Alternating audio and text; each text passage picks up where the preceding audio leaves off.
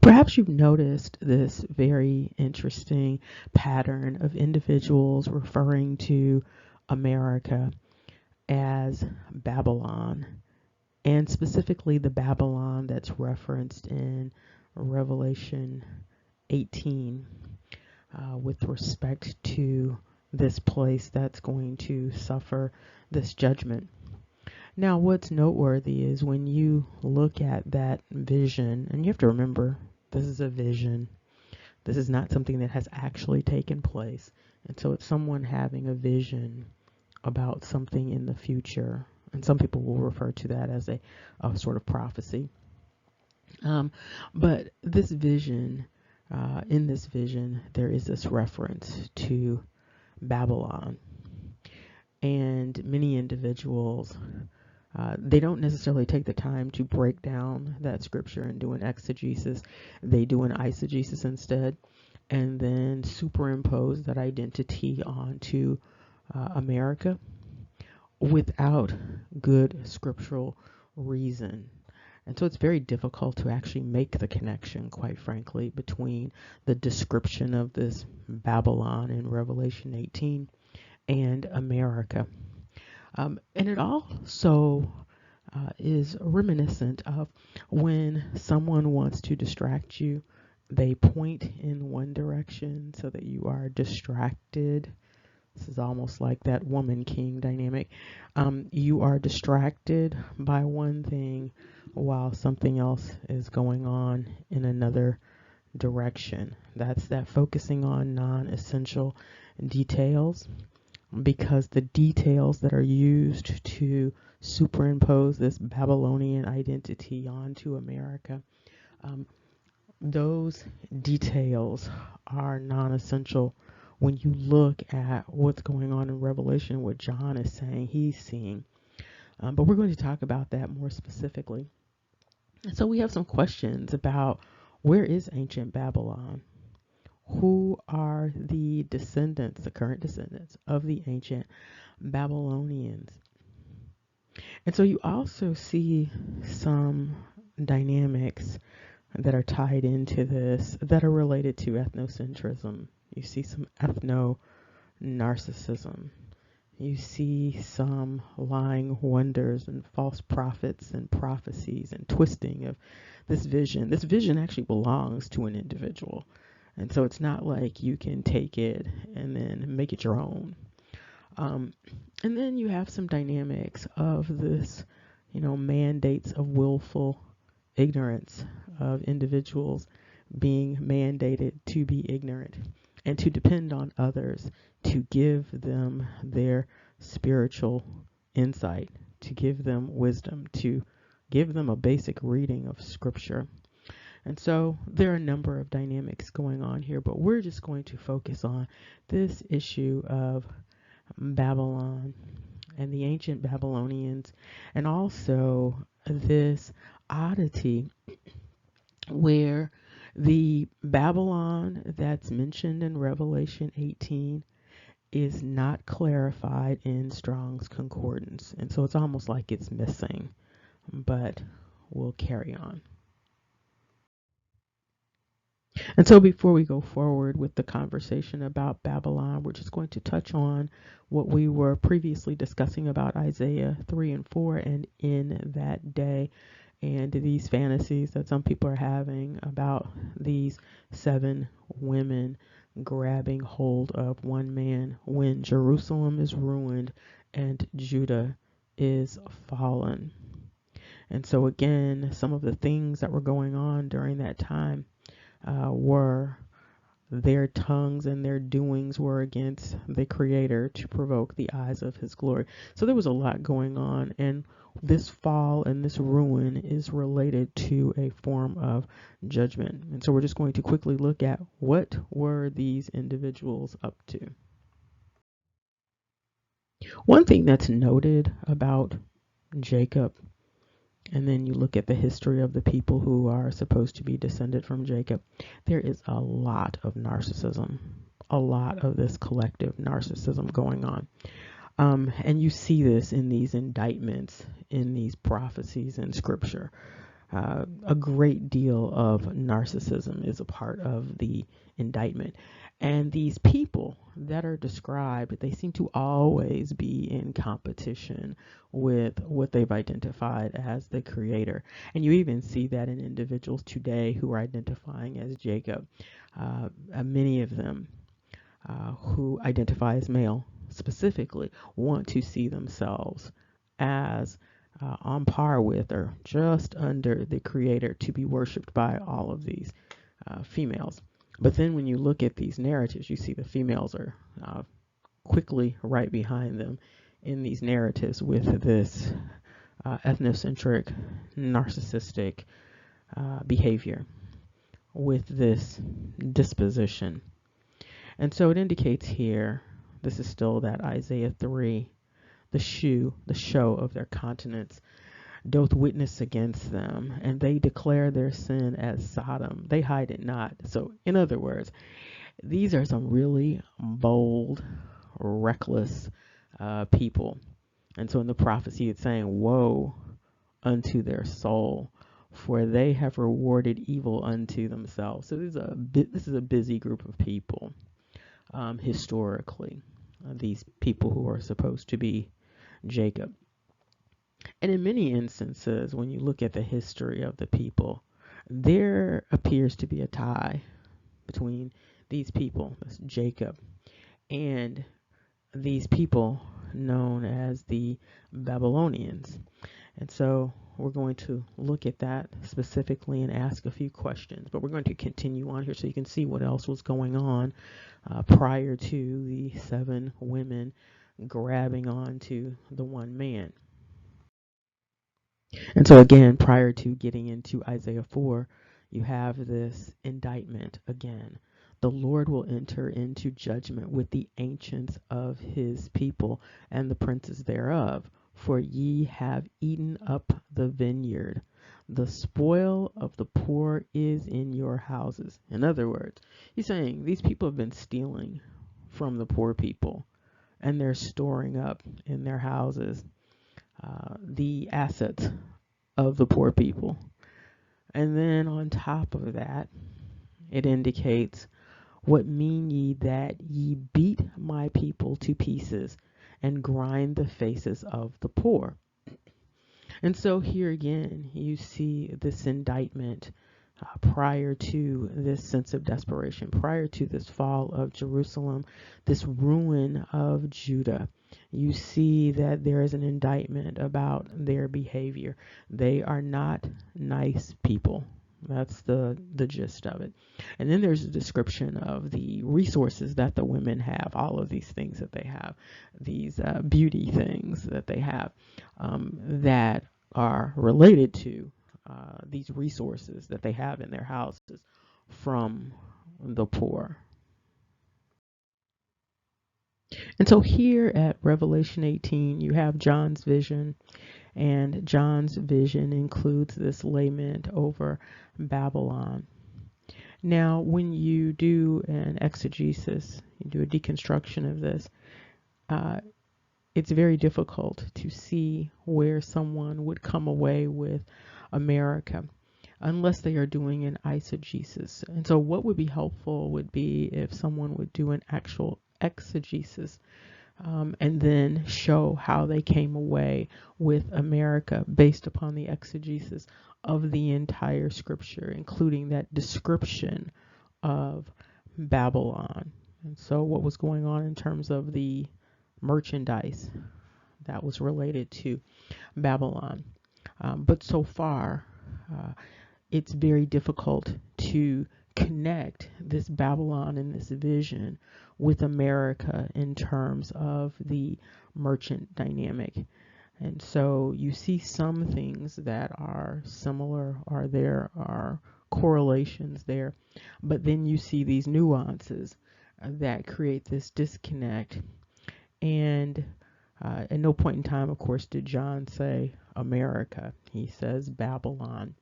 Again, one of the difficult things about this is that in Strong's Concordance, it does not provide necessary clarification with respect to this particular reference of Babylon in Revelation 18, this particular passage. Babylon is associated with the Euphrates River, and so it translates as gate of gods. And also, what's noted is that um, this is the place to which the people of Jerusalem were transported at one point. And so it's also, in terms of allegory, associated with Rome. And this is from the point of view of those who are identified as Christian. And so Babylon was seen as this wicked city, this godless city. It is now in the place that you identify as Iraq. Okay.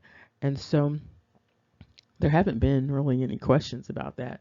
It's just that people want to switch that around and say that symbolically or either literally that it's really about America. But again, there's very little to support this idea, and it's unclear why people need to see America, the indigenous people of America, the indigenous land, as this Babylon place. What's also noted is that Babylon for Revelation 18, that specific one that we were looking at, it's not in Strong's Concordance. So there's no narrative in there. There's no clarification about what that specific Babylon is referring to. And so that is really noteworthy. It's such an important piece. And for Strong's Concordance not to clarify or to specify what is meant by that particular Babylon. That is noteworthy.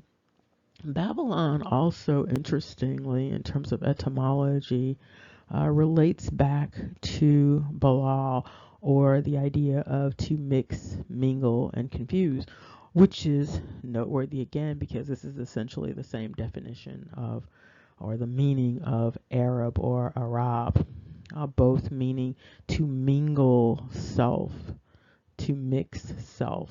So to mix, to create confusion, and to confound. Now, some people will leap ahead and say that is America because America has all of this diversity and has all of these people mixing and mingling.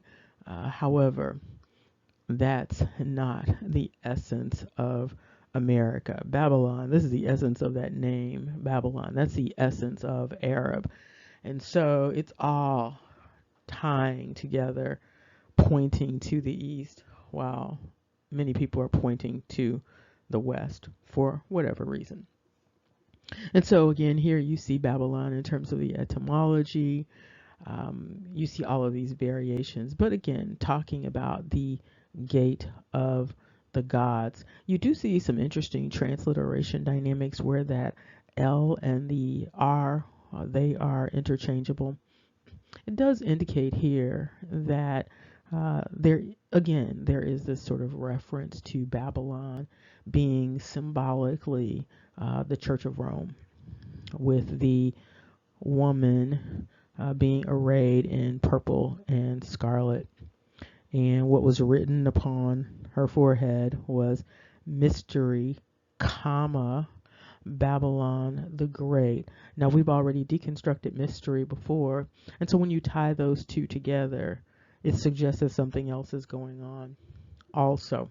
But you don't have as much clarity as would be helpful in terms of Strong's for this.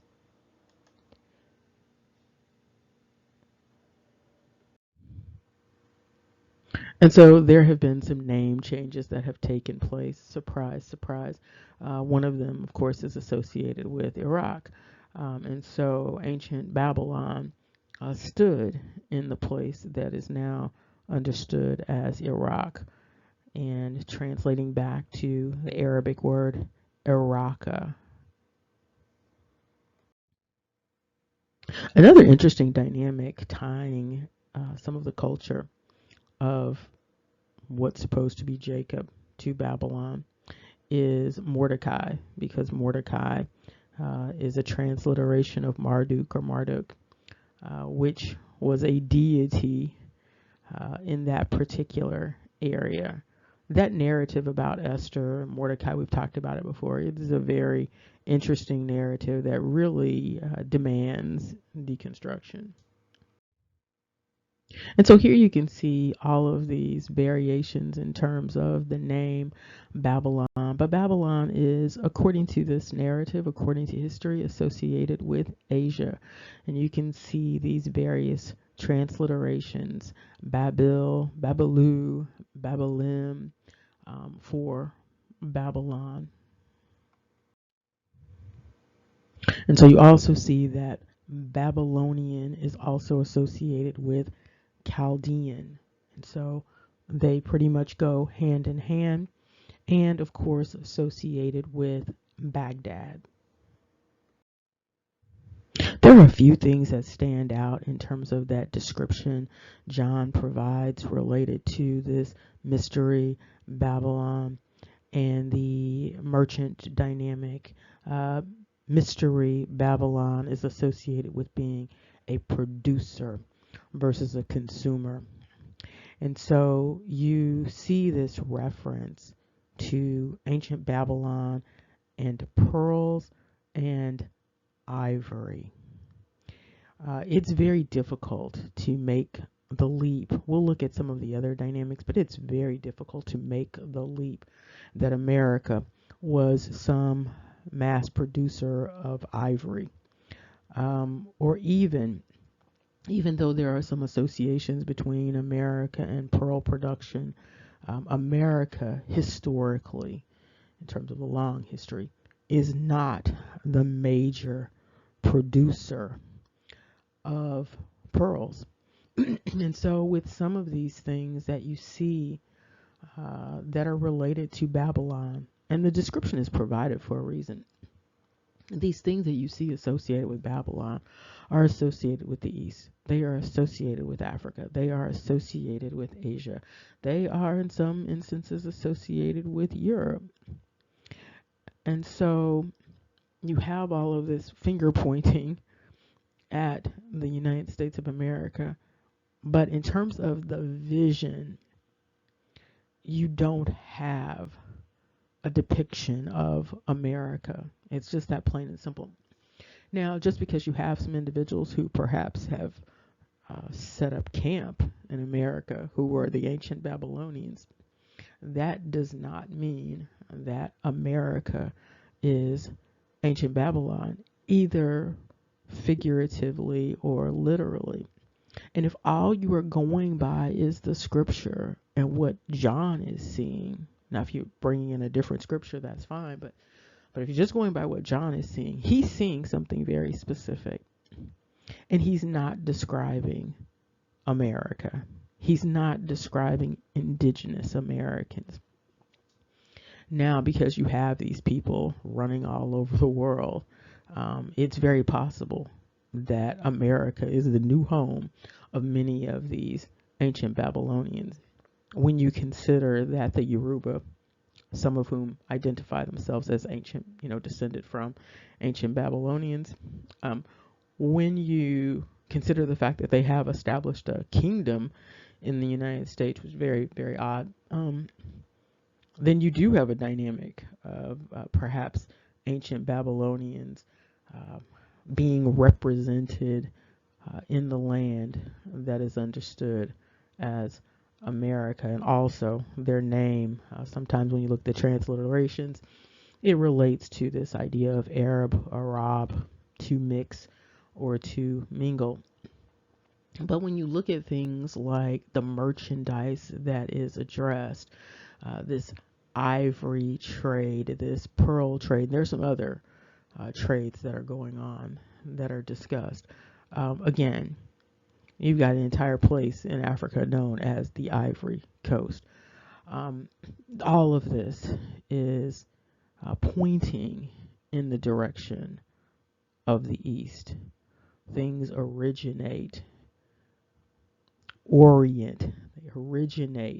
in the Orient, they originate in the East. They don't tend to originate in the West when you look at the list of things that John is seeing. And this is important. It's unclear again why people feel this need It would be interesting to get a better understanding of that, because it's not coming from exegesis of Revelation 18. It's coming from some eisegesis. And here again, you see this representation of this Arabic European collective. So this Afro Euro Asian collective being involved in this ivory trade. And the other big trade that we mentioned was that of pearls. It was noteworthy, and we can talk about this more, was noteworthy that there are some indications that when the individuals came over to conquer the lands of America, that they noted that the indigenous people were wearing pearls. So it's a very interesting notation. You don't generally hear that particular narrative. But what we are seeing here is that there is this biblical narrative, this vision that some people are using to point in the direction of America, but there's not enough meat there to support this pointing in the direction of America. And as you know, part of the narrative is to flee, Babylon. So flee America, to not partake in these plagues that America would suffer if America is this Babylon. And so again, there's a question about why are people being encouraged to flee America. What it suggests is the people who are wanting to flee America, this is probably not their home. And so they are not the indigenous Americans. And so this makes perfect sense to them to flee. And quite frankly, if that's what people feel, they probably should flee. They should probably go to wherever it is that they believe is their actual home. But to instill this situation into the minds of the indigenous Americans is probably not prudent, particularly since it's not really based on scripture. And so if it is, then people need to do an exegesis and provide that clarity. There was an earlier question about who wrote the scripture and why was the scripture written.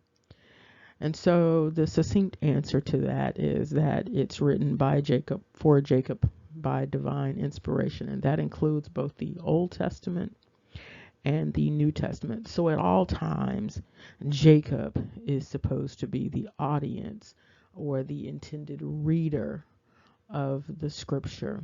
And so it's written for Jacob, for the benefit of Jacob. There's a question about Jacob's place in this Babylonian narrative, and what is Jacob's relationship to Babylon? And so it's a question about, is Jacob a part of a confound with respect to understanding Babylon? And this is important because, again, this book is written by Jacob, for Jacob, and then you have a number of individuals who identify as Jacob, indicating that America is Babylon. But then you see historically that there is a relationship between Jacob and Babylon. And there is a mixing of Jacob and Babylon, making it very difficult in some instances to disentangle certain individuals who would be Jacob from Babylon. And so as you can see here in the Jewish Virtual Library, that there was a group of individuals understood as Jacob who never left Babylon after this Babylonian exile in the 6th century BCE.